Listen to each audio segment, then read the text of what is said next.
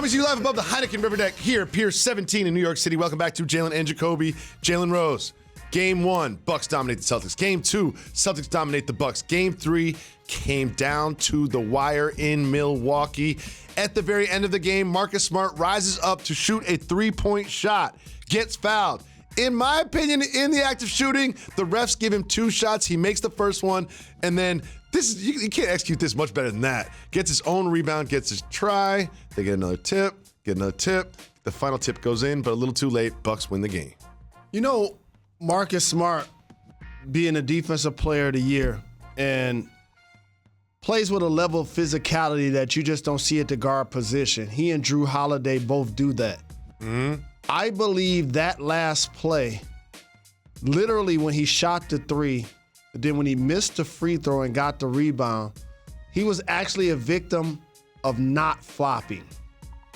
No one's ever accused Marcus Smart of not flopping. Correct. So let me give you some game. What do you mean on this putback here? Yeah, look, because Bobby Portis, he could have got a foul from Bob. He could have sold that. He could have held onto the ball and fell to the ground. A lot of people trust me, as somebody that's faked a lot of flops and flopped to get a lot of foul calls, if he holds on to that ball, good point. Just a millisecond. Goes to the ground, forces them to either call a travel or a foul. That's the first thing that I thought when I saw that. Great analysis, Mr. Rose. Because and then at the 3 line, but here's the first one I'm talking about. Like he saw the play happening and he anticipated that he was gonna get hit. But the reason why, and I believe it was a bad call, but the reason why they called it a non-shooting foul is because he's facing the sideline.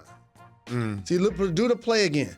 If he turns his hips and he really does the rake underneath like CP3 and sells it, then they don't have a choice but to do it. Shoulders are kind of facing the bench. You see what I'm saying? When he first squares up, he's facing the sideline. That's what gives the ref a sight gag to give him an out. And then when he misses the free throw, so perfect. It's never executed like that. He grabs the ball and Bobby Portis was about to foul him. But he not really knowing how much time because people never really missed a free throw that way. He I gotta get this thing up there. Yeah. You know what I'm saying? And then it became a rush. I think Time Lord had a great shot at it. Horford had another shot at it. And the second time he got it in just a little too late. Time Lord got to go with 2 hands. See, play the play again. You're big.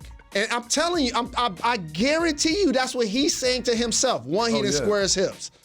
And 2, when you don't square your hips, you get a ref. So watch Time Lord on this one. Watch Time Lord's tip. He's number 44 in green. Like if he takes Look at Lopez, leaves him. Bang! Oh. See, he didn't go straight up. He just volleyballed it. And so again, great intensity for the Celtics to make it a close game late because they were losing.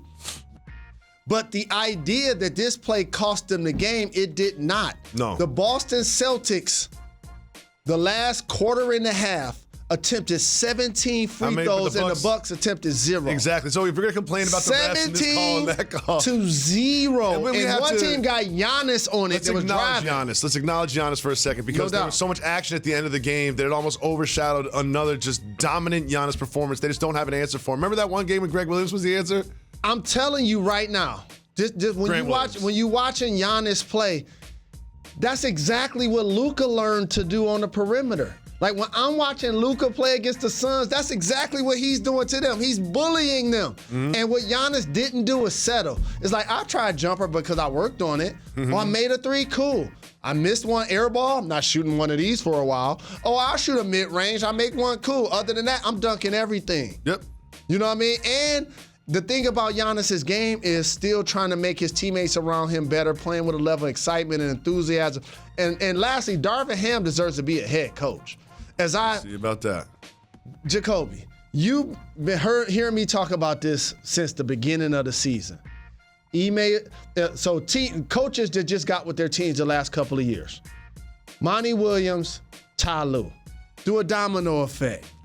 Ime Udoka doing a terrific job. Willie Green doing a terrific job. Like Darvin Ham will fall into that vein once he get a head coaching job. And I'm happy for Mike Brown, who just got hired for Sacramento.